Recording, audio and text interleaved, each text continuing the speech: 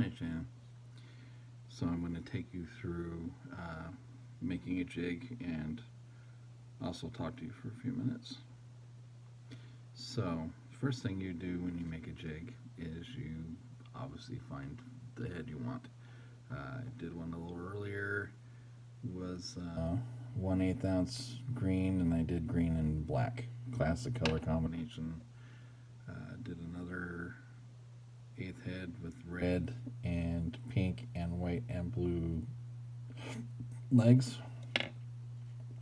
Now I'm doing a smaller pink head with a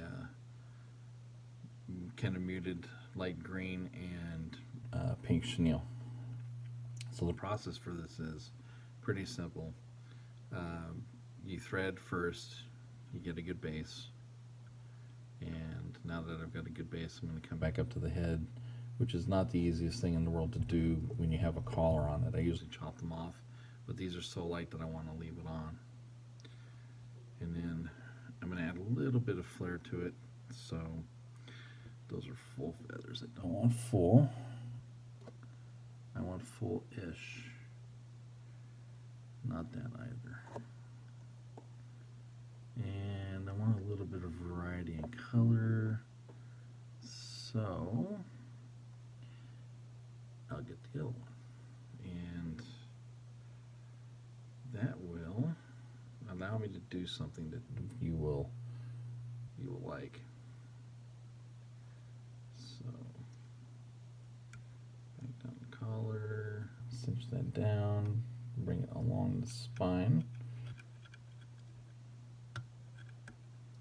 And why are you grabbing? Damn it. Dude, what are you doing? Alright. I'm going to roll it back up. And I'm not going to really worry too much about this material that's sitting here because, well, you know, whatever. It's not the biggest deal in the world, you know, as far as I'm concerned. So I've got this feather now, right? It's off the back. It's not going to be used for a tail.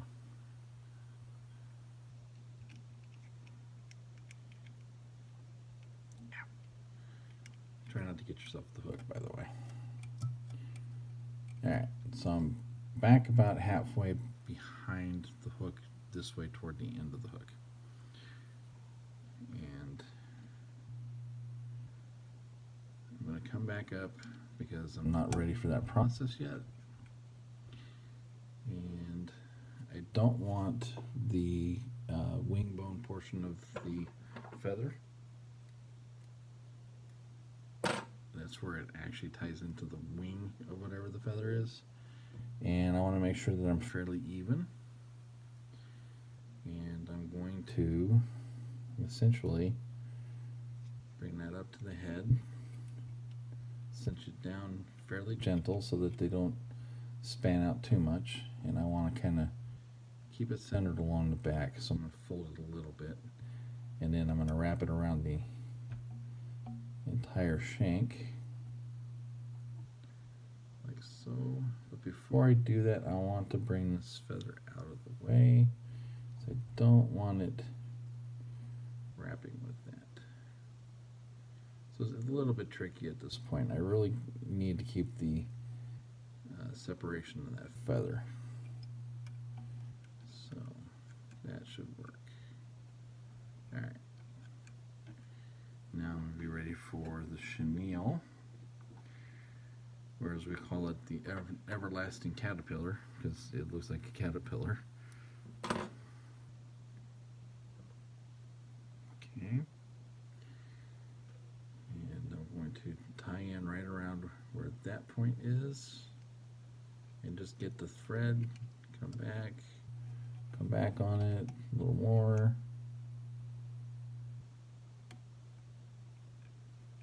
and get this material as tight as I can to the head. So now I have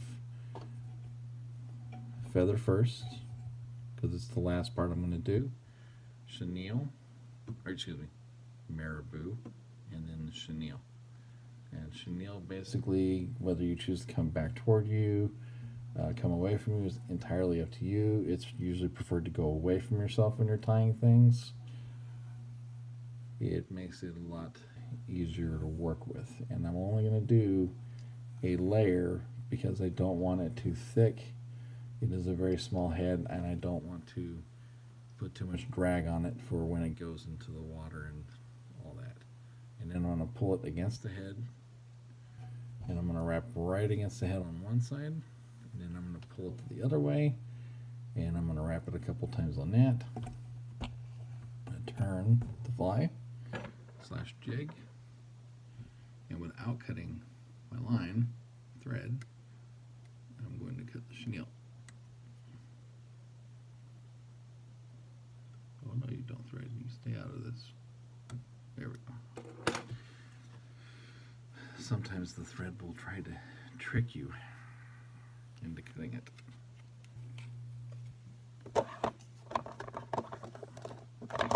So there's that. You get a couple more wraps on it. And now I'm going to bring this beyond the chenille, and I'm going to spread this feather out by pushing down on it. And I don't want you to go with it, Marabou. Oh no. Okay, well, that was not cool. So now I have to fix this. So I'm going to have to do what I really don't like doing, but I'm going to be going along the path of the chenille to get back to where I was at the end.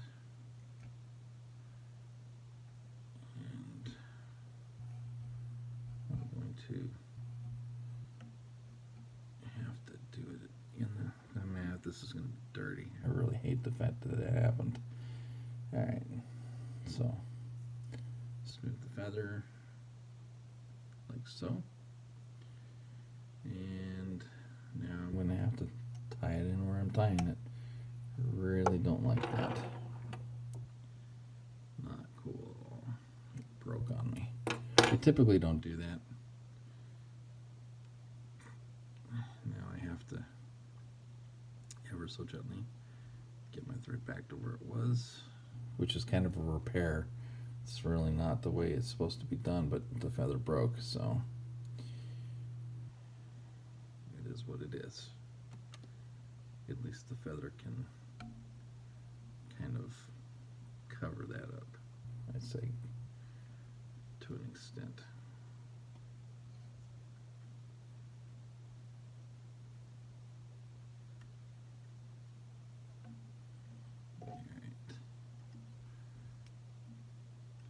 Smack down on one side.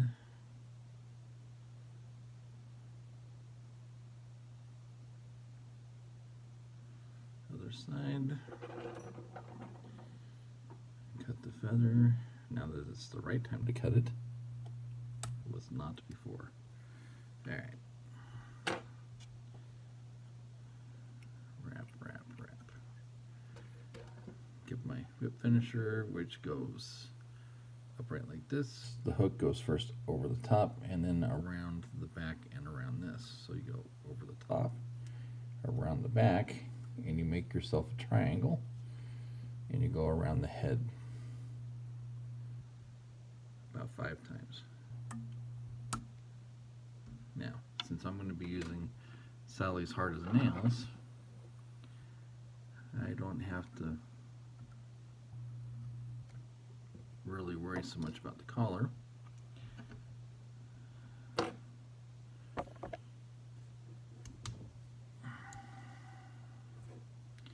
This works a lot better than regular head cement, by the way, and it's for nails.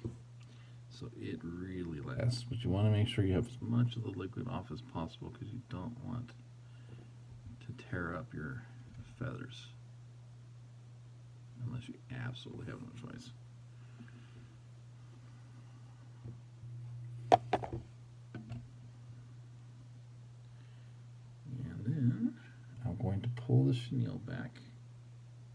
Excuse me, I'm going to pull the marabou back, and I want to make sure that it's fairly even, which it is, and it's fairly straight back. So that's kind of a woolly jig of sorts that started off as a disaster and ended up actually fairly decent. That's how it's done.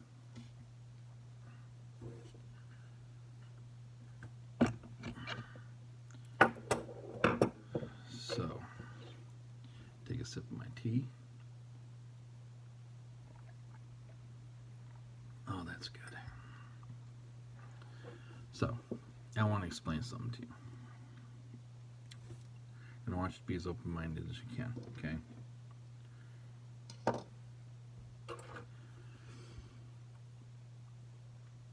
I may not be with your mom anymore, okay?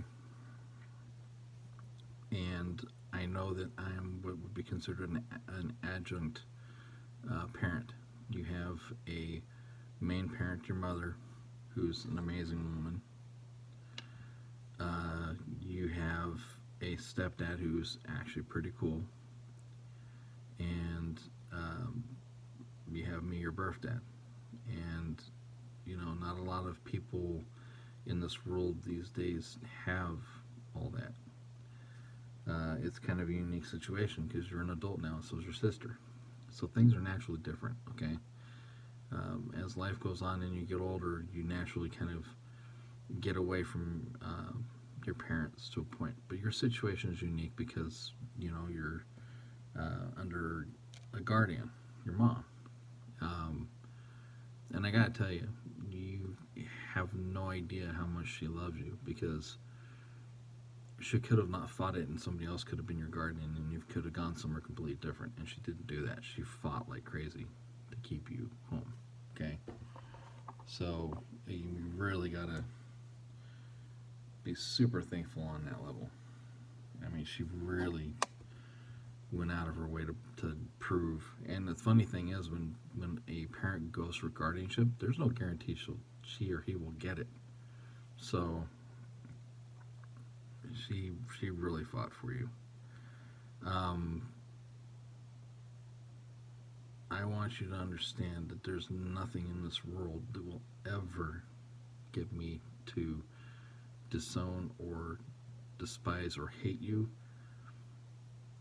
short of willingly taking somebody's life unless it's absolutely necessary. Other than that, there's pretty much nothing you could do that would make me stop being your dad. That's insane. You know, I'm not like the thousands of deadbeat ass-tards that are out there. I couldn't imagine not having you in my existence. I will be as loving a father to you and your sister till the day I take my last breath as I am now. It's not going to change. You know, I may not always agree with standpoints that you have, and that's fine. People can go through life and not agree. It doesn't mean it has to be an instant fight, and that's what a lot of people just don't understand. Okay, and it's one of the things that I was discussing with you earlier. I don't want to be in a world where you're not in my existence, and I don't know how much longer I have to live. I mean, I feel healthy, but that doesn't guarantee anything. I could walk out my front door tomorrow and have a massive heart attack. I could walk out my front door tomorrow and get into a car wreck that takes my life. Who knows? That's life. But until those things happen, or until my last breath is taken naturally, I'm not going to stop loving you as a parent. It's just not going to happen. So you might as well get that mindset out of your brain right now, because you would literally have to murder somebody for that to change. And even then, I'd still be a parent. You know, we're supposed to be supportive no matter what. I would have a really hard time at that point. But, you know, extenuating circumstances aside, and things like that happening, I just don't see it happening. You're a part of who I am. You know, if it hadn't been for you specifically, when you were very young, when we were in our house in AJ, I would be alive today. I don't know if you remember that or not, but that was when I was just going through some major shit, and I didn't understand my own brain. Like, I literally was in the kitchen with my gun in my mouth, and you came around the corner and saved my ass. So there's a connection that you and I have that most parent and daughter don't. So just don't worry about that kind of thing. Really, you are awesome to me. You fight for what you believe in. I think you could be a little more polite about it. And your sister has her own way of things too, and I love her to death. She's a lot like Wednesday Addams from the Addams Family. It's a little bit trippy sometimes, but I still love her. I do. When I um, was going through life before I met your mom, I couldn't have ever imagined myself having kids. And I just don't see any other way that my life would exist at this point in time. I'm 48 years old. You said that you felt certain ways about how you were and how your mom and I viewed you. Well, let me tell you something. I've made so many mistakes in life, Shannon. You cannot ever understand. I've been at the precipice of death from addiction. I've stared down the barrels of guns multiple times, and I've had heart attacks, and I've been my own worst enemy, and a fair amount other people's as well. And there's very few people in my life that are true friends of mine, and they have been my friends all the way back until before I met your mom. And those few know who they are. And there are some that I've known almost as long that they know who they are as well. They're the ones that I met when your mom and I divorced and I started partying again like I was 20 and I wasn't.